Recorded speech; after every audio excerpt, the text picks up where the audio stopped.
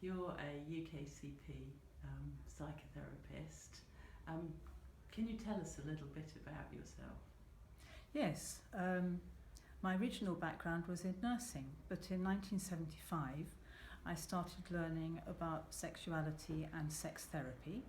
There was a lot of information coming from America at that point, and that was the beginning of my long journey, doing various learnings along the way to being a couple psychotherapist.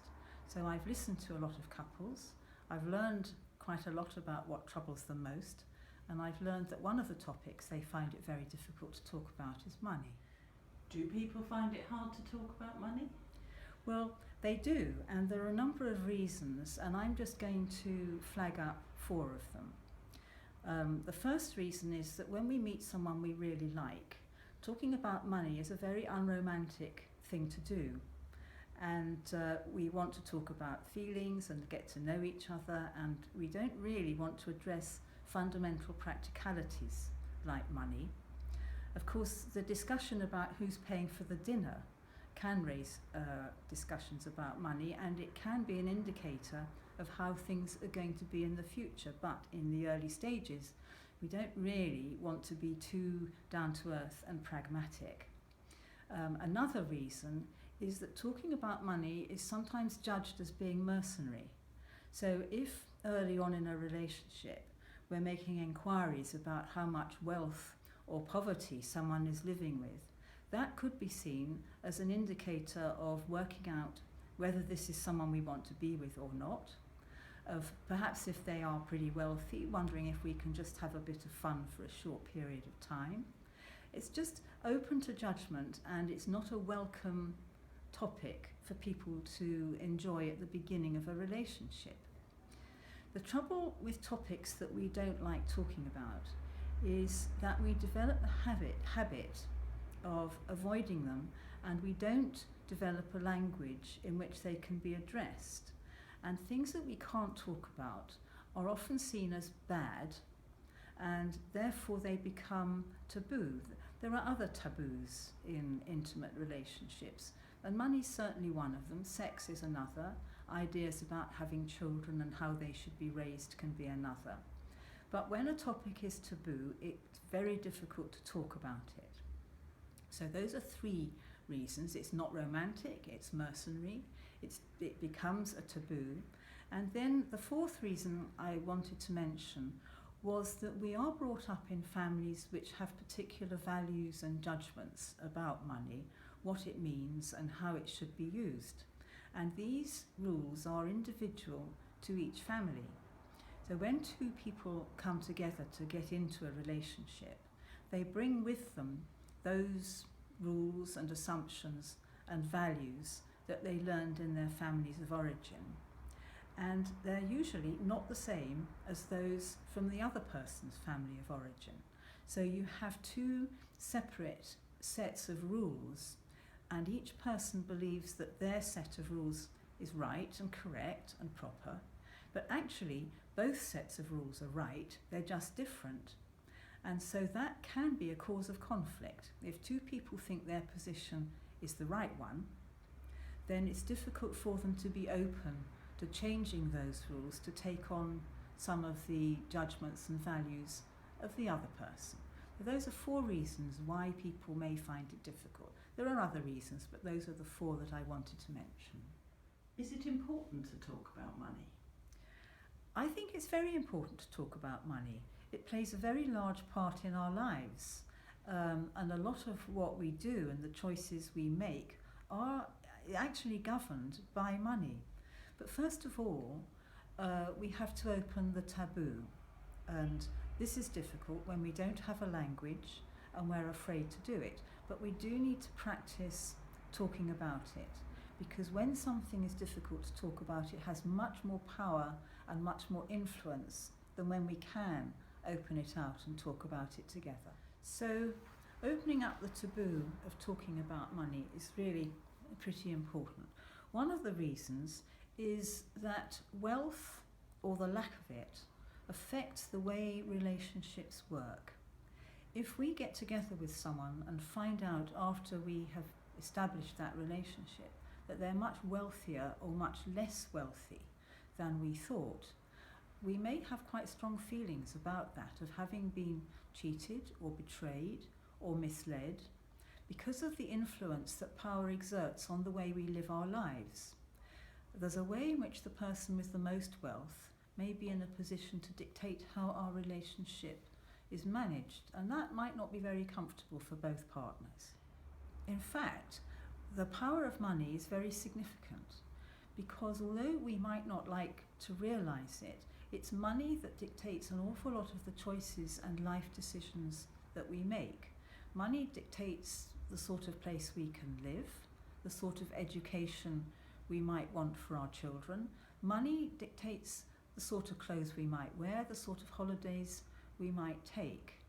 So sorting out those sorts of things in relationship is very important.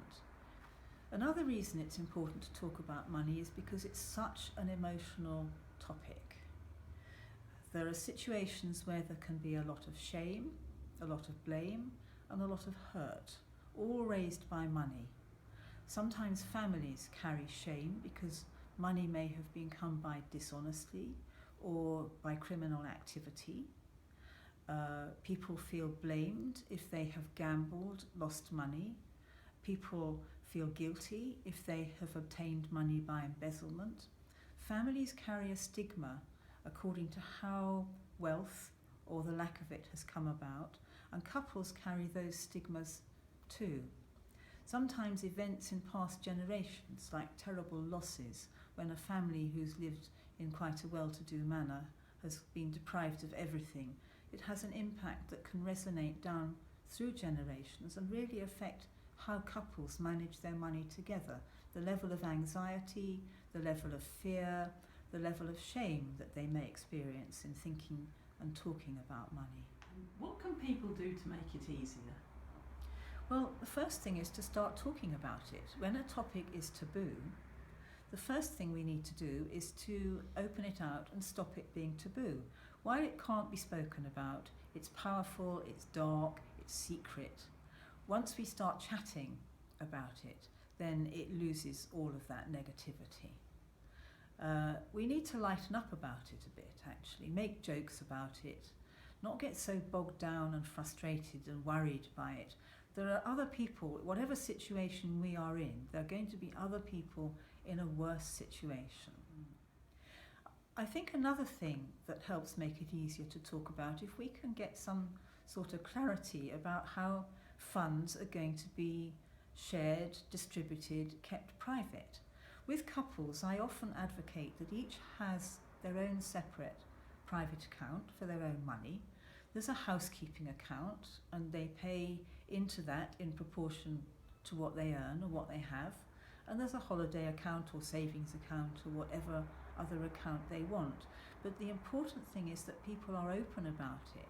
They know the situation, and it feels fair, and it feels as though each person is playing a part according to their means. The fairness of the way money is balanced is really fundamentally important. Another thing that helps people to talk about it is making plans and having agreed plans about future savings, how they want to spend their money. Once people know what's going on, they relax, they feel more confident, and they feel as though this is something that isn't a taboo. It can be talked about, everything can be discussed. Secrets are difficult. A future without any clarity can sometimes make the present a little bit anxious. So planning and having clear ideas is good. Something that's important about plans for the future is thinking about inheritance. And there are two strands to the issue of inheritance. The first is, what are you going to do with your money, and how are you going to place that as inheritance? The second one is, if one or other of you in a partnership suddenly inherits wealth, how is that going to make a difference to the balance in your relationship?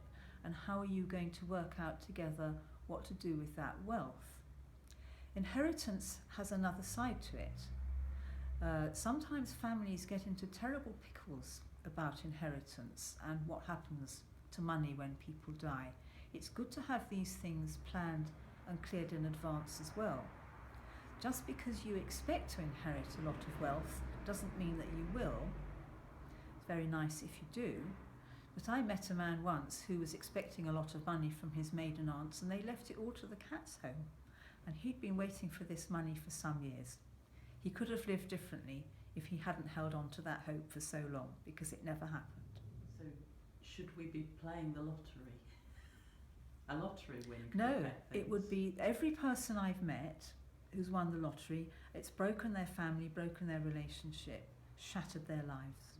People want to be generous, they want to give all their family whatever they need.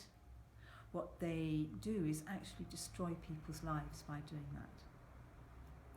And it's been catastrophic for so many people. If you read the press, you'll find that when they do a reflection 5 years later, very few of the people who won huge sums have actually had a good outcome. Right. You know, it's big money doesn't bring happiness. And it's that sudden change as well. It's a sudden change that just don't know how to handle it, and have no knowledge of how to handle big money. Yes.